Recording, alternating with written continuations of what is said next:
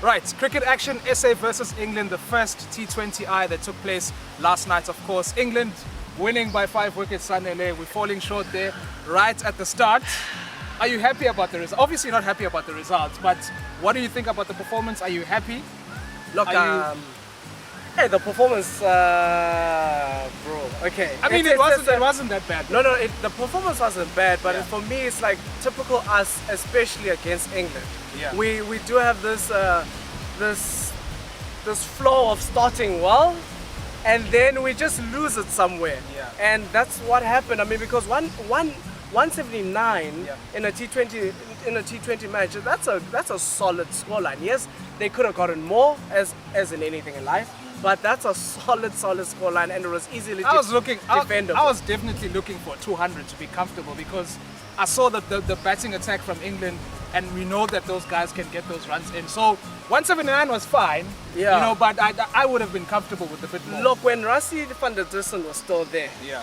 200 was the minimum, right? That was for me. And then the wheels came off, and so we had to scrounge up runs from every direction because the main man wasn't there. So yes, 200 for me was the golden score, but unfortunately, Rassie van der Dussen went out, and we had to consolidate whatever runs that we could, and we got to 179. So the early wickets of Utemba Bavuma falling short, Quinton de Kock as well getting 30. Faf du Plessis, kudos to him, he got that half century, and he did try to get the boys going, but at the end of the day, you know, it didn't really work out. The thing about T20 is that it's so important to get the runs in, and it's so important to get the top order, to get it together, to get it going. So if you're losing Bavuma so early, not even 10 runs on the board, you're losing Quinton de Kock immediately after that, it's not really good. I mean, with T20 cricket, it's a topsy-turvy game. Yeah. Like one moment you think you have it, the next you don't, because at some stage, son, at some stage, the difference between runs they need and the balls we had was 40. At some stage it was 50.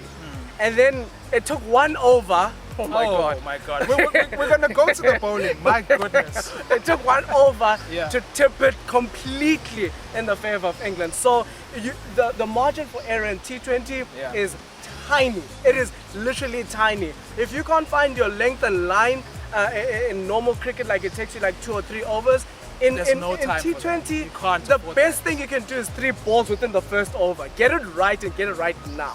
But we didn't manage to do that, and things took a turn. But Yeah, a big shout out to George Linder on his debut, getting those 2 wickets. I think it was a very good performance by him, a very good debut, very encouraging. Yeah. On the other hand, we have to talk about Buren Hendricks. We have to. And the fact that he literally, I mean, we were relying on him, you know, to get Johnny Bairstow out, to get Ben Stokes out, and he literally gave the game to them. I mean, it was 56 off 0, nothing. I mean, you can't. There was an over where he was literally, I think, 28 runs in 1 over. That's unacceptable. I don't know what to say. Look, he gave it away. He made England win. To put it as bluntly I mean, as possible. I know how unfair that sounds, because it's almost like we're pinning the loss on him specifically, but he literally God did. damn it, we are, bro. He literally did. No, because of his over, we lost it. For me, it's tough because it's easy for us to stand here and just like shit on him, obviously. But at the same time, if you flip that same coin, he is an elite athlete. So he has to deliver. So there is the margin for excuses for elite athletes versus us, it's that. It's like 1%. So he should have delivered. There's a reason why he was picked for the team. And that 1 over, look, his bowling was just not on. But that 1 over, I think, summed up his whole night in that T20 match. I mean, 22 plus runs in 1 over. In fact, 14 runs in 1 over is a shocker.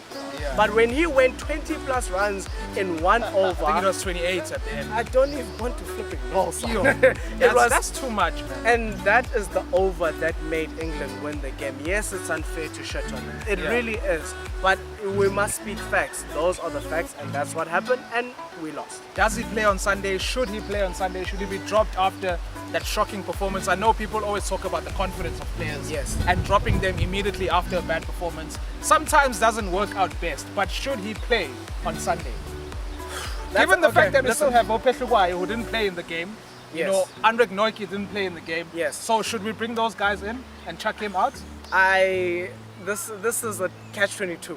Yeah. Because if you leave him out, you breaking him. You absolutely breaking him. But will it break him? He's an elite athlete. Like, you know your performance wasn't good enough. Yes. And if you lose the next game, the series is done. Look, I say ngokwami, Yeah. put him in.